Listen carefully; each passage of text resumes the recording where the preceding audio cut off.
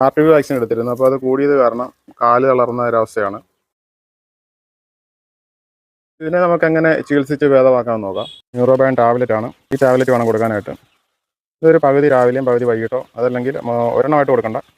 ചെറിയ കോഴികൾക്കാകുമ്പോൾ ഒരു പകുതി രാവിലെയും പകുതി വൈകിട്ടും കൊടുത്താൽ മതി. ന്യൂറോബാൻ കൊടുത്ത ശേഷം നമ്മൾ ഓസോമിൻ കാൽസ്യം സപ്ലിമെൻ്റ് ആണ്. ഇത് നമ്മൾ കലക്കി വെച്ച് കൊടുക്കണം.